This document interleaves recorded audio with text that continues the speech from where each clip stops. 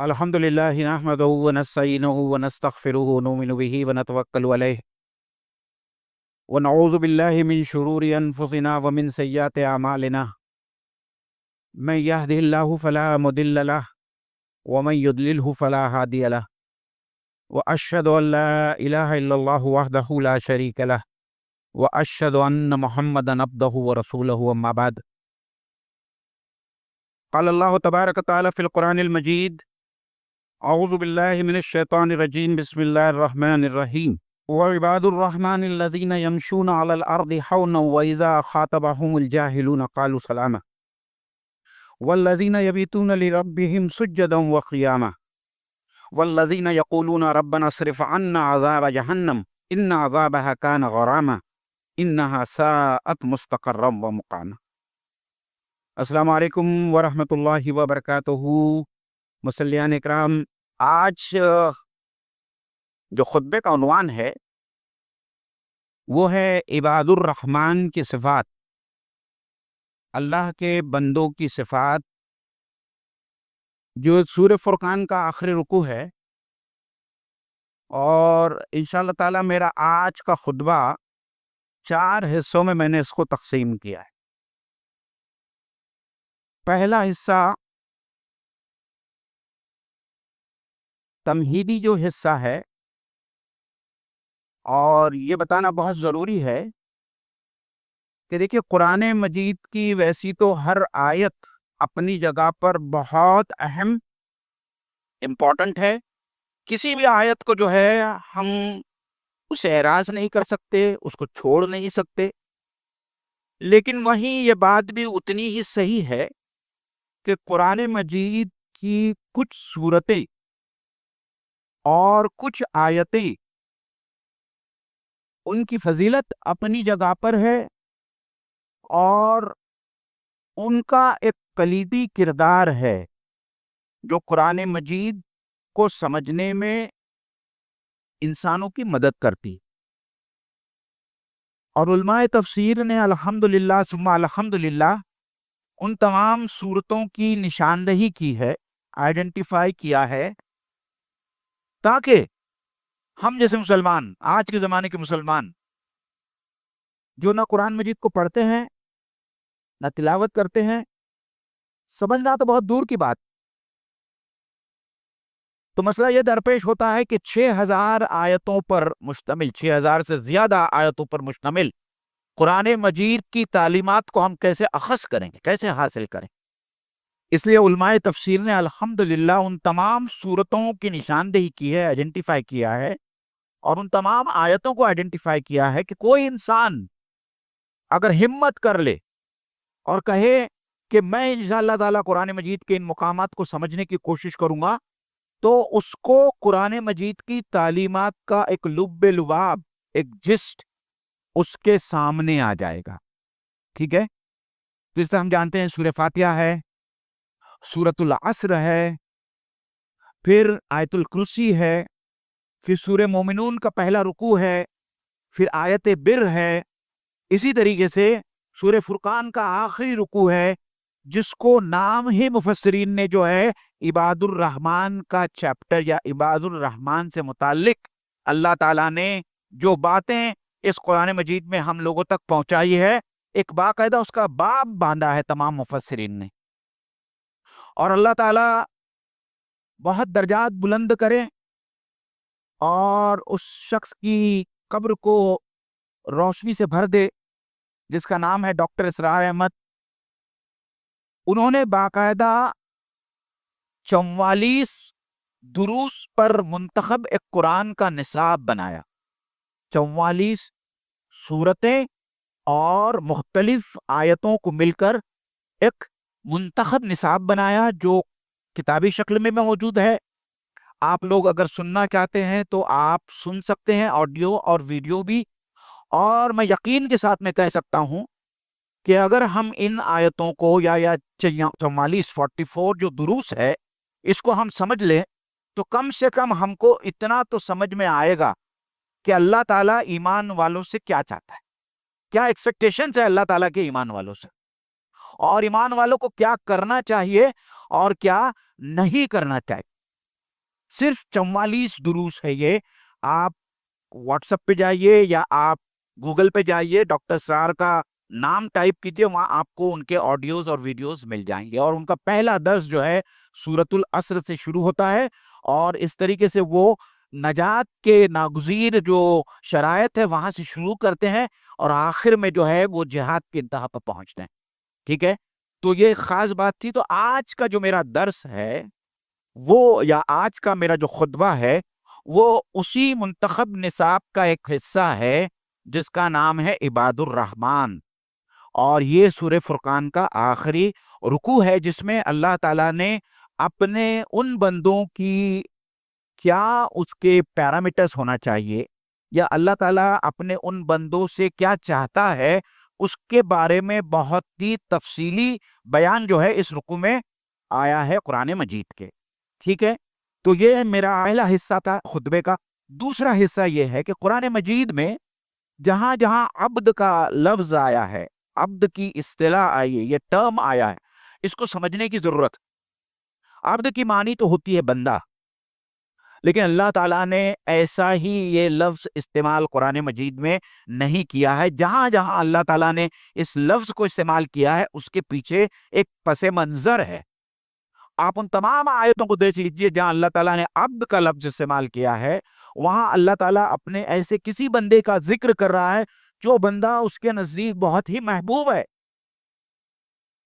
جس کو وہ جتانا چاہتا ہے کہ میں تم سے چاہتا ہوں, میں تم کو چاہتا ہوں, میں تم سے محبت کرتا ہوں.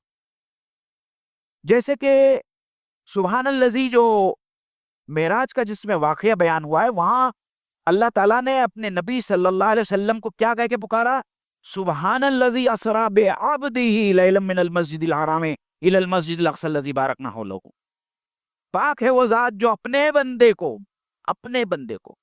اللہ کے رسول صلی اللہ علیہ وسلم کو اللہ نے جو ہے اپنا بندہ کہہ کر پکارا ہے, کیونکہ یہاں معراج کا ذکر ہوا ہے. اور معراج جیسی فضیلت آپ صلی اللہ علیہ وسلم کے علاوہ کسی دوسرے نبی کو حاصل نہیں پڑی. ٹھیک ہے, آپ سورہ زمر کی وہ آیت دیکھ لیجئے, قل یا عبادی الذین اسرفوا علی انفسہم لا تقنطوا من رحمت اللہ. اے نبی میرے بندوں کو کہہ دیجئے, وہاں اللہ تعالیٰ نے عباد کا لفظ استعمال کیا ہے. گنہگار بندے جنہوں نے اپنے نفوس پر ظلم کیا.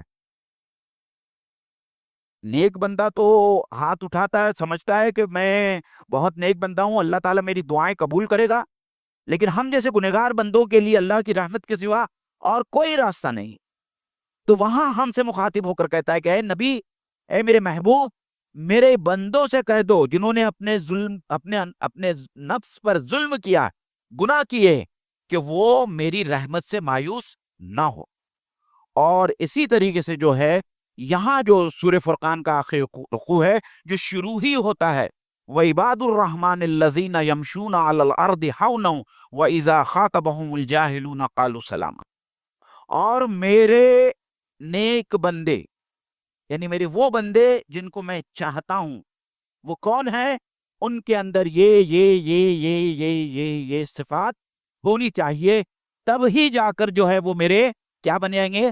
محبوب بندے بن جائیں گے, میرے چہیتے بندے بن جائیں.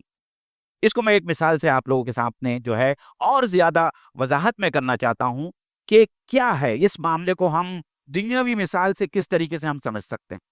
دیکھیے, جب بھی کسی بڑے کارپوریشن کے اندر یا کارپوریٹ آفس کے اندر ویکنسی نکلتی ہے تو وہ اپنے ویکنسی کو اعلانیہ نیوز پیپر میں ڈالتے ہیں اور بہت ساری جگہ پہ ڈالتے ہیں کہ ہمارے یہاں ایک ویکنسی ہے جس کے لیے ہم کو ایک کینڈیڈیٹ چاہیے. اور پھر وہ کینڈیڈیٹ کی کیا بیان کرتے ہیں؟ کرائٹیریا بیان کرتے ہیں, کوالیفیکیشن. وہ بندہ اس ویکنسی کے لیے یا اس کارپوریٹ آفس میں چنا جائے گا, منتخب ہوگا, جس کی عمر اتنی ہو, جس کی کوالیفیکیشن اتنی ہو, جس کا تجربہ اتنا ہو, جس کے سافٹ اسکل اتنے ہو, اور دوسری یہ تمام ضرورتیں ہیں, یہ تمام کوالیفیکیشن کرائٹیریا ہے. اگر اس کرائٹیریا پر وہ فٹ ہوتا ہے تو پھر وہ بندہ جو ہے وہ منتخب ہوگا. ٹھیک ہے, اسی طریقے سے جو ہے اللہ تعالیٰ کہتا ہے کہ میرا محبوب بندہ وہ ہوگا جس کے اندر یہ صفات ہوں گی. اور اللہ تعالیٰ کہاں کی ویکنسی بھرنا چاہتا ہے؟ کہاں کی ویکنسی بھرنا چاہتا ہے؟ کہاں کی؟ جنت الفردوس میں جو ویکنسی ہے وہاں اگر ہم جانا چاہتے ہیں تو اللہ تعالیٰ کہتا ہے کہ اگر ان صفات کے اگر آپ حامل ہیں تو پھر جو ہے اللہ تعالیٰ وہاں ہماری روح کو کیا کرے گا؟ کیا کہے گا؟ یا ایتھا النفس المطمئنہ ارجعی. آگے کیا کہتا ہے؟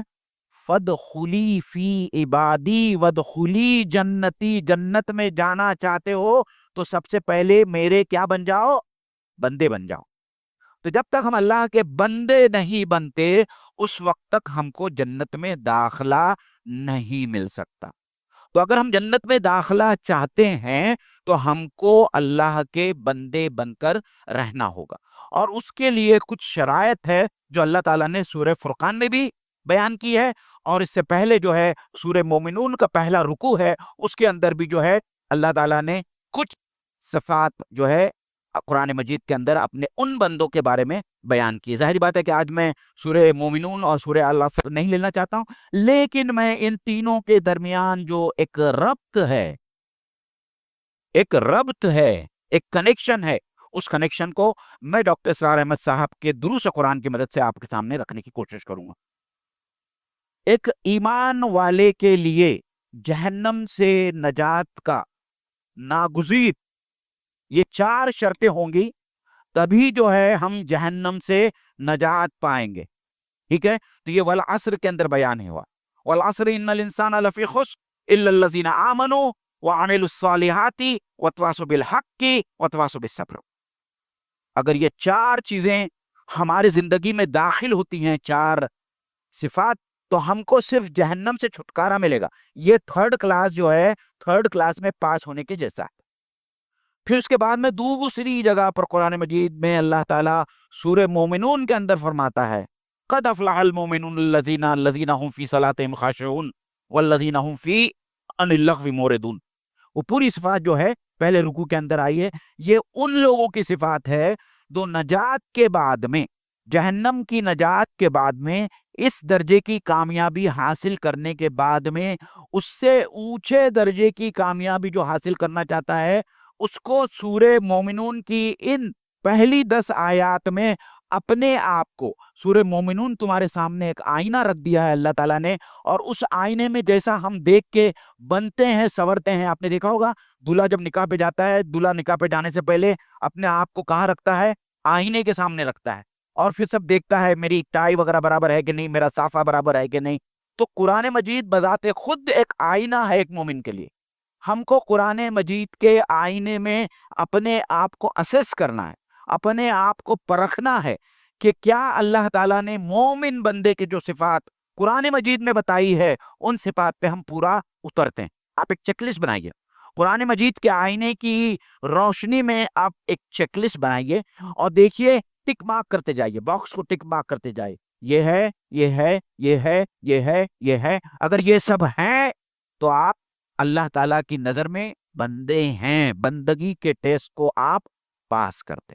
تو جس طریقے سے کارپوریٹ آفس میں جب سلیکشن ہوتا ہے تو سب سے پہلے وہ کیا دیکھتے ہیں؟ وہ آپ کا سی وی دیکھتے ہیں، ریزیومے دیکھتے ہیں. تو ہمارا ریزیومے تو کنٹینیوسلی لکھا جا رہا ہے، صحیح ہے نا؟ یہاں اور یہاں ہمارا اعمال نامہ لکھا جا رہا ہے جو اللہ کے سامنے پیش کیا جائے گا. تو یہ تو سی وی ہو گیا ہمارا اللہ تعالیٰ کے سامنے. اور پھر حشر کے میدان میں اللہ کی عدالت میں ہم کو کائے کے لیے اپیئر ہونا ہے؟ انٹرویو کے لیے اپیئر ہونا ہے. ہر کسی کو، مجھے، آپ میں سے کوئی نہیں بچنے والا. دنیا میں کوئی انسان نہیں ہے جو اللہ تعالیٰ کی عدالت میں حاضر ہونے والا نہیں ہے. اور جہاں اللہ تعالیٰ کے سامنے مجھے، آپ کو، ہر انسان کو جواب دہ ہونا ہے.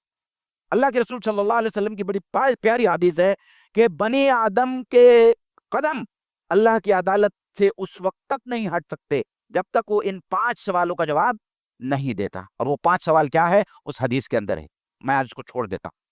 تو وہ امتحان پورا ہو جانے کے بعد میں اللہ تعالیٰ ان لوگوں سے جو ان صفات کے اوپر پورا اترتے ہیں، اللہ تعالیٰ کہیں گے یا ایھا النفس المطمئنہ ارجعی الی ربک راضیۃ مرضیہ فادخلی فی عبادی. تو میرے بندوں میں سے شامل کر لیا میں نے تجھ کو.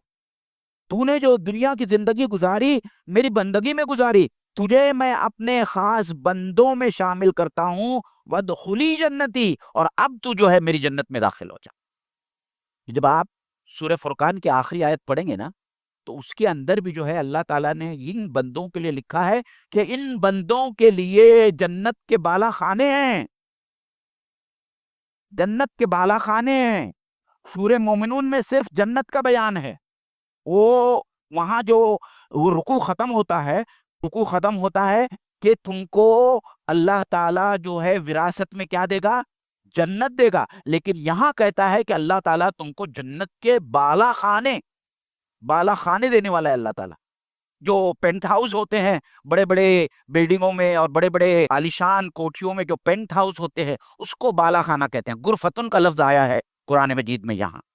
تو ہم کو اب یہ دیکھنا ہے کہ اللہ تعالیٰ نے سورہ فرقان میں یہ جو پیرامیٹرز، جو کرائٹیریا، جو معیار، جو صفات اللہ تعالیٰ نے سورہ فرقان میں بیان کی ہے، اس میں سے کتنی صفات مجھ میں آپ میں ہے اور کتنی صفات نہیں ہے۔ اگر یہ تمام صفات کا میں حامل ہوں تو انشاءاللہ تعالیٰ اللہ کے جو ہے ہم برگزیدہ خصاص بندوں میں ہمارا شمار ہوگا، اور اللہ تعالیٰ کے فضل و کرم کے علاوہ اور کوئی چیز نہیں ہے جو انسان کو جنت میں لے کے جانے والی۔ ٹھیک ہے، اب جو ہے ان آیتوں کا جو میں ہے سب سے پہلے کون سی باتیں جو اللہ تعالیٰ نے ان میں بیان کی ہے وہ کوالیفیکیشن میں آپ کے سامنے بیان کرتا ہوں، اور پھر ظاہری بات ہے کہ آج جو ہے اتنی 11 صفات اللہ تعالیٰ نے گنائی ہے اس رکوع کے اندر، 11 صفات۔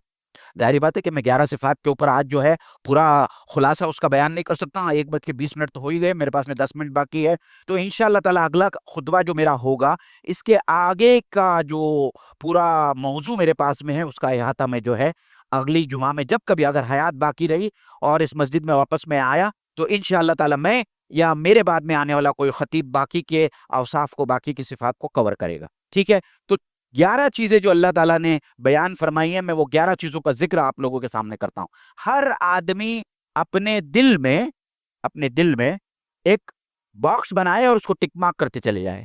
یس I have this particular quality, یہ ٹریٹ مجھ میں ہے، یس یہ صفت مجھ میں ہے، یس یہ صفت مجھ میں ہے۔ پہلی صفت اللہ تعالیٰ کہتا ہے کہ میرے نیک بندے وہ ہیں جو بڑے ہی خاکسار ہیں، بڑے ہی ہمبل ہے، ہیوملٹی ہے ان کے اندر، فروتنی ہے، پہلی صفت۔ اور دیکھیے تمام صفات میں سے جو ہے اللہ تعالیٰ نے سب سے پہلے جو صفت لائی ہے وہ خاکساری۔ میں آؤں گا اس کے اوپر، کیوں خاکساری، فروتنی، ہیوملٹی کیوں اللہ تعالیٰ کو اتنی پسند ہے۔ نمبر 2، جو رات کی نفلی عبادتیں کرنے والے ہیں، یبیتون لربہم سجدا وقیاما۔ یبیتون کا لفظ عربی زبان کے اندر آتا ہے رات گزارنے پر، تو جو لوگ سجدے اور رکوع میں اپنی راتیں گزارتے ہیں۔ نمبر 2۔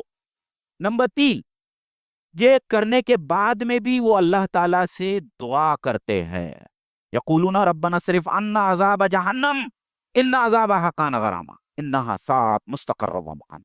اور جو اتنا سب ہونے کے بعد میں بھی اللہ تعالیٰ سے یہ دعا کرتے ہیں کہ اللہ تعالیٰ ہم کو جہنم کی آگ سے کیا کر دے، بچا دے۔ یہ نمبر 3 ہے۔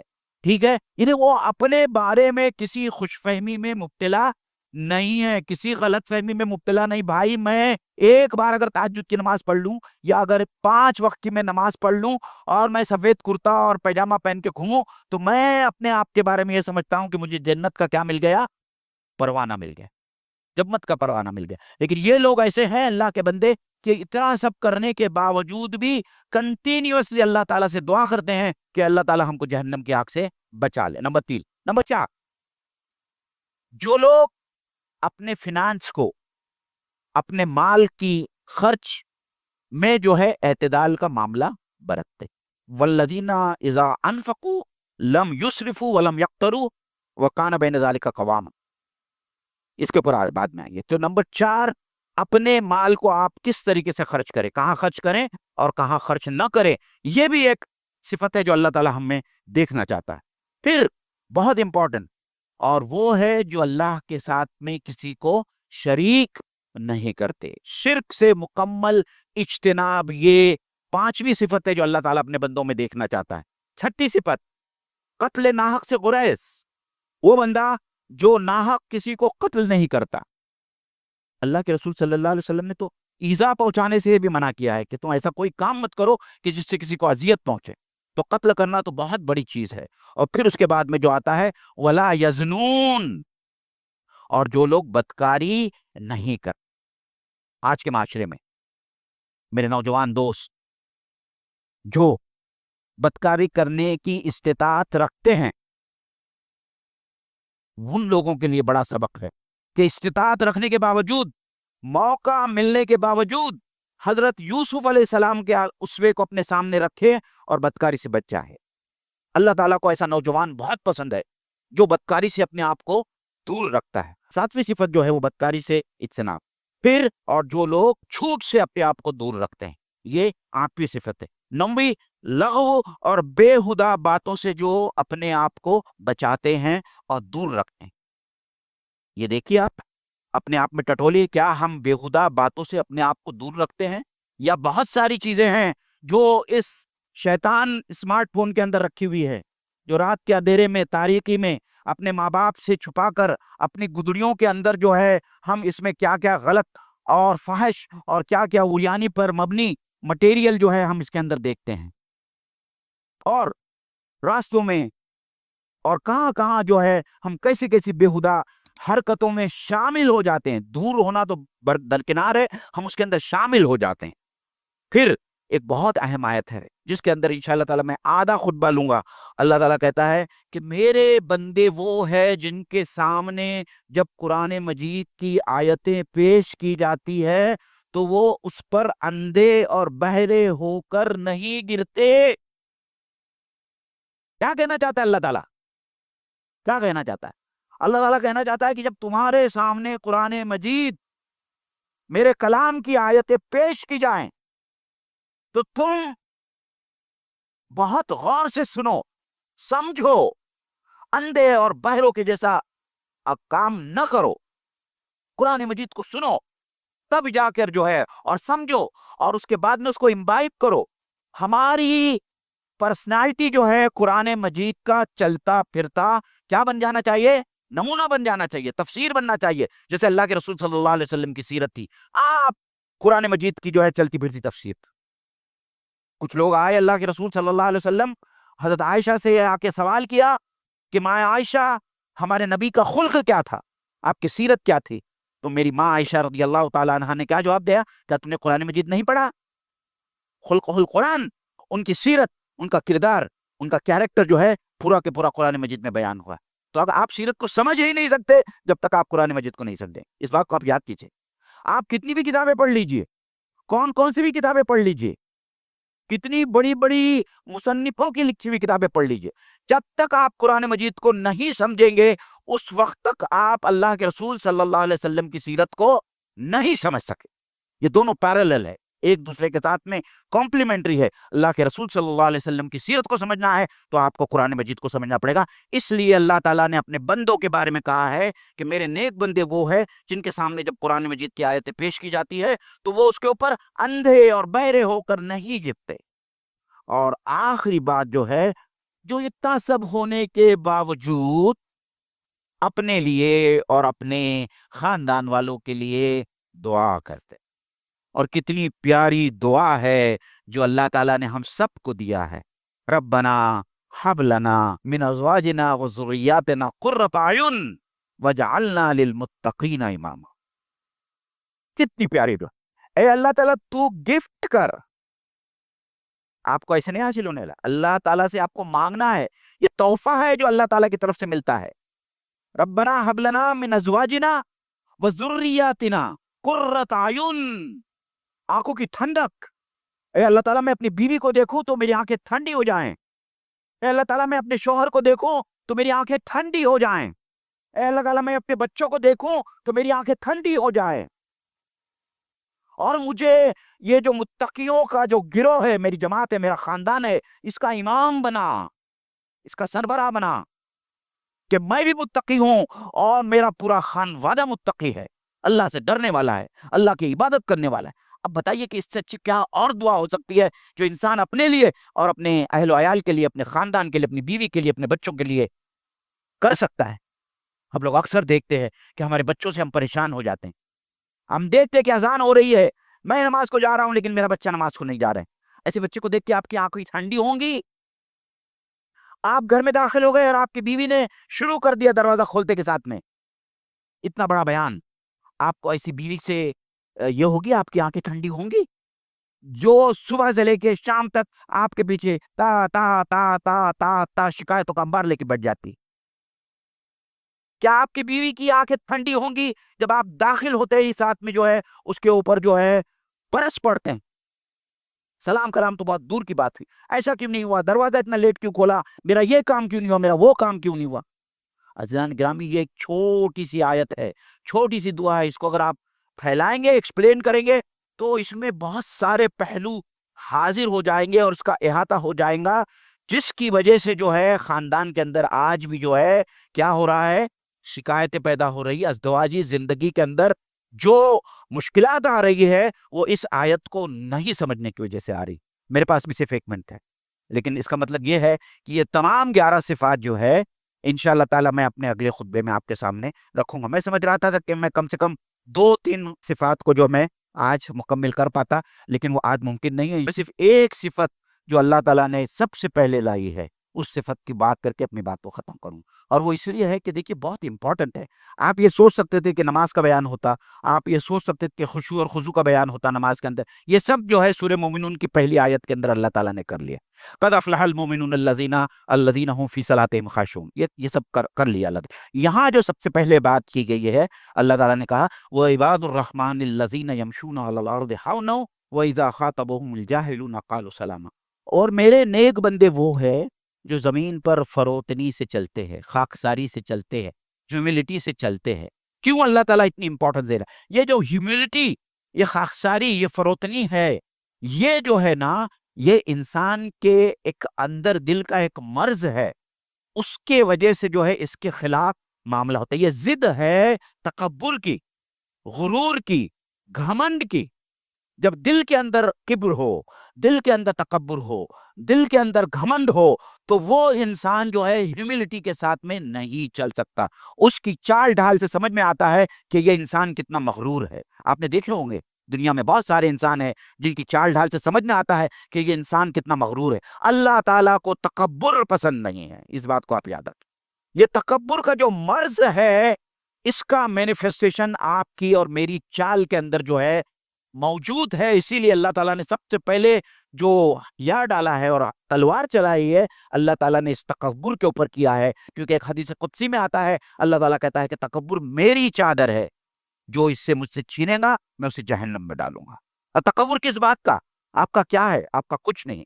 جو کچھ بھی دیا ہوا ہے وہ اللہ تعالیٰ کی طرف سے دیا ہوا ہے. میری جان اللہ تعالیٰ کی دی ہوئی ہے، میری صفتیں، میری صلاحیتیں اللہ تعالیٰ کی دی ہوئی ہے. میرے پاس میں مال ہے تو اللہ تعالیٰ کا دیا ہوا ہے. میرے پاس میں عزت ہے تو اللہ تعالیٰ کی دی ہوئی ہے. میرا کیا ہے؟ میرا کچھ نہیں. میں ایک حقیر نطفہ تھا، حقیر نطفہ، جس سے اللہ تعالیٰ نے مجھے بنایا. تو اللہ تعالیٰ بار بار قرآن مجید میں انسان کو اپنی حیثیت کو یاد دلاتے. خلق الانسان من نطفۃ فاذا هو خصیم مبین. کہ ہم نے تو تم کو ایک معمولی نطفے سے پیدا کیا اور آج تم مجھ سے جھگڑا کرتے ہو؟ ہاں، مجھ سے لڑ رہے ہو، مجھ سے مجادلہ کر رہے ہو، مجھ سے بحث کر رہے ہو کہ آخرت نہیں ہونے والی، حساب کتاب نہیں ہونے والا. ایک حقیر نطفہ، سپرم. میرے پیارے دوستو، سپرم، یہ ایک سپرم جس سے موئن بنا ہے اور انسان، دنیا کا ہر انسان بنا ہے، یہ اتنا چھوٹا ہوتا ہے کہ ننگی آنکھوں سے دیکھا نہیں جا سکتا. اس کو خوردبین سے دیکھنا پڑتا ہے. 40 کروڑ نطفے ہوتے ہیں. سمجھ میں آیا؟ تو اللہ تعالیٰ انسانوں سے کہتا ہے کہ تو اپنے آپ کو کیا سمجھتا ہے، تیری وقت کیا ہے، تیری حیثیت کیا ہے. اور اپنی حیثیت کو بھول کر تو تکبر اختیار کرتا ہے، غرور کرتا ہے، گھمنڈ کرتا ہے. اور کیسا چلتا ہے؟ تن کے چلتا ہے. میں انشاءاللہ تعالیٰ اس کے بارے میں کچھ مزید باتیں جو ہے اپنی اگلے خطبے میں رکھوں گا. حضرت عمر رضی اللہ تعالیٰ عنہ کا ایک بہت خوبصورت واقعہ ہے، وہ بھی رکھوں گا. اللہ تعالیٰ سے دعا ہے، یہ دعا زیادہ ہے ضروری، کہ سننے والا سنتا ہے، ایک کان سے سنتا ہے دوسرے کان سے نکال دیتا ہے. میں یہ چاہتا ہوں اور ہم سب یہ چاہتے ہیں کہ ہم جو سن رہے ہیں اللہ تعالیٰ کے کلام کو اور اللہ تعالیٰ کے احکام کو، یہ ہمارے دلوں میں گھر کر جائے، گڑ جائے. ہم اس کو، جو یہ کی جاتی ہے نا پتھر کے اوپر، کیا بولتے مولانا اس کو؟ ہاں، جو کرتے ہیں نا، جس کو انگلش میں ایچنگ کہتے ہیں. This should be etched on our minds and our heart کہ اللہ تعالیٰ کی احکام ہے. جب تک اللہ تعالیٰ نے جن صفات کا بیان کیا ہے سورہ فرقان کی اس آخری رکوع میں، جب تک یہ صفات ہمارے اپنے وجود کے اندر ظاہر نہیں ہوتی، نہیں حاصل ہوتی، اس وقت تک ہم اللہ تعالیٰ کے خاص اور چہیتے بندے نہیں بن سکتے. اللہ تعالیٰ سے دعا ہے کہ اللہ تعالیٰ مجھے بولنے اور سنانے سے زیادہ عمل کرنے کی توفیق عطا فرمائے، اور اللہ تعالیٰ ہم کو جو ہے قرآن مجید کو سمجھنے اور اس کے مطابق عمل کرنے کی توفیق عطا فرمائے. وآخر دعوانا ان الحمد للہ رب العالمین. السلام علیکم ورحمۃ اللہ وبرکاتہ.